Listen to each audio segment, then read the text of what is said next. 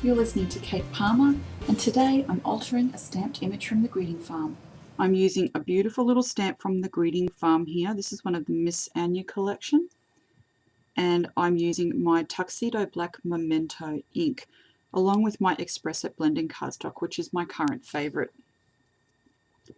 Now I need to apply the ink a little bit carefully to this image because I'm going to try and alter it somewhat for Easter. This is the original image from the greeting farm, and the Miss Anya I'm using has a little basket full of flowers. What I'm going to attempt to do is fill the basket with Easter eggs instead. Carefully apply the ink to the stamp, avoiding inking those bits of the image which you do not want to stamp. So for me this will be the flowers. And then I'm going in with the tip of a baby wipe here, just grabbed between my little set of tweezers.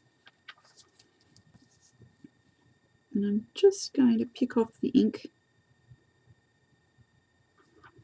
from the little bits that I do not want stamped. So I've been very careful not to ink up the majority of those flowers in the first place.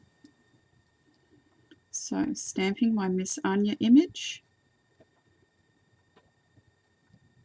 Just push down nice and evenly. Fantastic. Alright, so we have this big wide area here that doesn't have anything in it.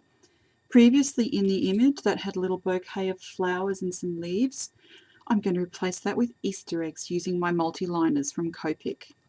And so for this I've just used my 0.3 and 0.1 Copic Multiliners, and I've used these rather than anything else because they're safe to colour over with Copics. So I wouldn't want my ink bleeding from a pen that was not Copic safe. So these have been fantastic. You'll need to have it clear in your head exactly what you'd like to draw before you start.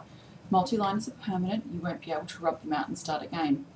In this instance, I'm just drawing the other half of the basket, filling in some of those detail lines and a little bit of the grassy stuff that was hanging out the edge.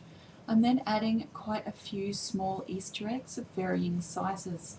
Now what I've done with these is any little areas where there is ink where it shouldn't be, or part of the design has turned out, I'm using these as part of the Easter egg. Up close you can see that I filled in where those flowers were with a couple of large eggs, and on the other side I've drawn a couple of smaller eggs to balance over the top of her dress. I've connected the dots of her dress to make spots on one egg so it doesn't look unusual. This is how the eggs look after they've been coloured in. I think my image turned out looking quite natural, and this is how I've used it on my finished card. You can find more details on my blog at www.katepalmer.net.